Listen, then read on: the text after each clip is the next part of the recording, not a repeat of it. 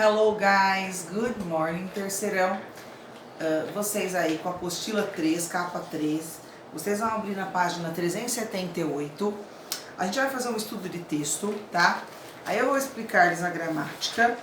E depois, como as aulas 10 e 11 também são curtas, eu vou explicar aqui, tá? As aulas 10 e 11 e vocês também farão. Então eu vou dar 2 aulas hoje, tá? Dar uma explicadinha e depois pelo Google Meet a gente faz as correções, certo?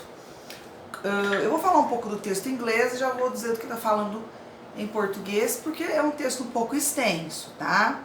Diz assim: a hunger world, lot of food in 2 places. Fome mundial, muita comida em tão poucos lugares, tá? Aí começa falando assim, vai falar da fome mundial, né? Do desperdício de comida. Aí vai dizer assim: of the roughly 7 billion people in the world, an estimated 870 million suffer each day from hunger. That's hunger, segundo parágrafo. From, né? Malnutrition or not eating even the lowest amount of daily recommended calories, 1.800, while often enduring food insecurity or not knowing where the next meal is coming from. The constantly massive population of hungry people, along with variables like severe weather and economic downturns, sometimes spark warnings that the planet faces impending food shortages. And eat more people in the world, 1.7 billion, are considered obese or overweight from a daily caloric intake that in some cases is at least 6 to 7 minutes the minimum. Vamos lá. Diz, este paradoxo agora, né? This paradox is nothing new, experts say. It just shows the problem isn't that we have too little food. It's what we do with the food we have. We have 2 or 3 times the amount of right now that is needed to feed the number of people in the world, said Joshua Moldvan, a geography professor at Sarah Lawrence College, who focuses on food and agricultural institution. A lot of people aren't analyzing the situation correctly. We can deal with short-term food shortages after a disaster. A lot of people aren't analyzing the situation correctly. We can deal with, the last paragraph, último parágrafo. We don't have food shortage problem, said Emily Payne, a professor of international politics and economy at the University of Puget Sound. What we have is a situation problem and an income problem. Penn said people aren't getting the food, and even if they did, they don't have enough money to buy it. Vamos lá, o que diz o texto aqui? Dos cerca de 7 milhões de pessoas no mundo, estima-se que 870 milhões sofrem diariamente de fome. Essa fome é de desnutrição, ou até mesmo comer menos do que a quantidade diária de calorias, 1.800 ao dia. Vamos lá. Enquanto muitas vezes a insegurança alimentar, ou seja, não saber de onde vem a próxima refeição, a constante massiva população de pessoas com fome, juntamente com variáveis como mau tempo e crises econômicas, às vezes apontam alertas do que o planeta, da escassez de que o planeta eminente de alimentos enfrenta. E ainda, mais pessoas no mundo, 1,7 bilhões, são consideradas obesas ou acima do peso, por uma ingestão calórica diária, que em alguns casos é pelo menos de 6 a 7 vezes no mínimo. Este paradoxo não é nada novo, é o que os especialistas dizem. Isto simplesmente mostra o problema.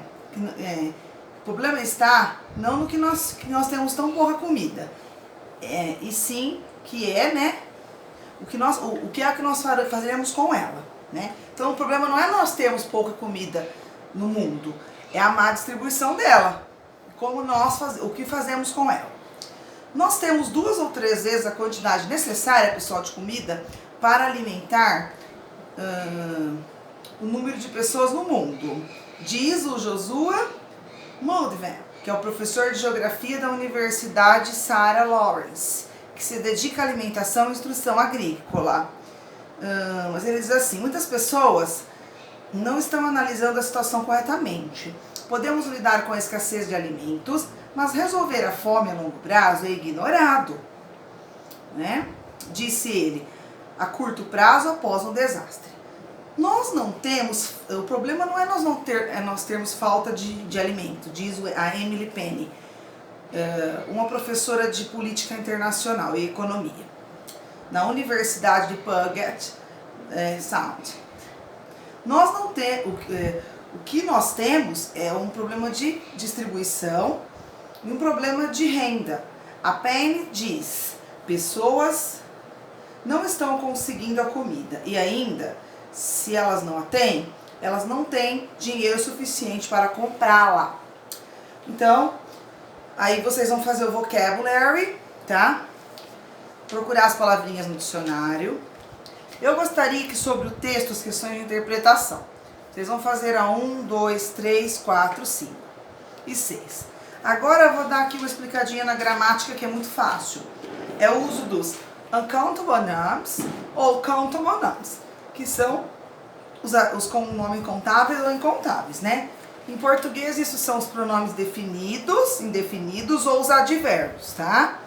Então vamos lá, pessoal. Primeira tabela, vocês vão abrir na página 379. Uncountable nouns. Much, que é muito. A lot of é muito, tá? Também. Lots of é sinônimo de a lot of. Plenty of também é sinônimo. A great deal of.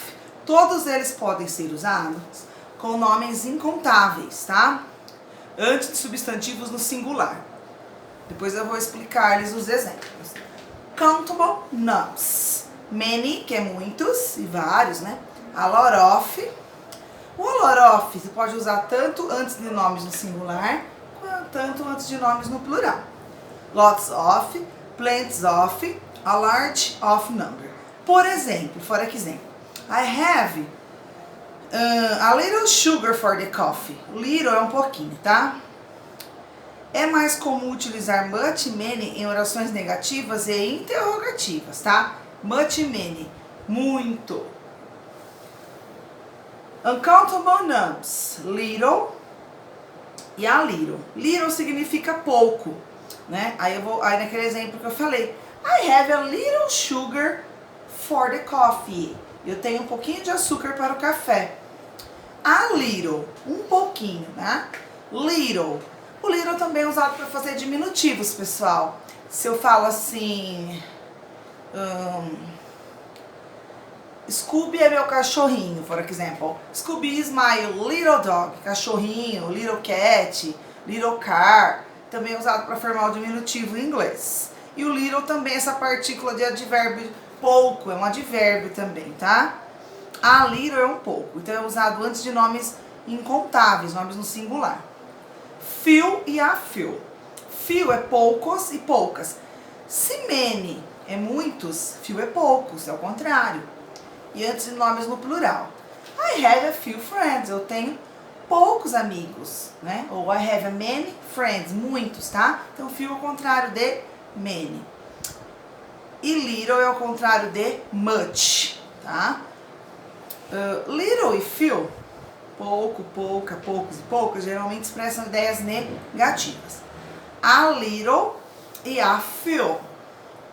É um pouco, né? De e algumas. Agora eu quero que vocês tentem fazer o exercício da Unesp, tá? Vocês estão vendo os exemplos? Por exemplo, assim, se eu falo assim, eu tenho muitos livros. I have many books. Então, antes de substantivos contáveis, eu uso many. Ou eu posso falar a lot of books. Agora, se eu falar assim, eu tenho muito medo. I have much afraid. Tudo que for no singular, você vai usar o much. E a mesma regra para nomes incontáveis, com much e many, vai ser usado para nomes incontáveis, tá? Então, vocês têm alguns exercícios para completar aí. E tudo isso nós vamos fazer as correções pelo Google Meet, tá? Às 11 horas aí.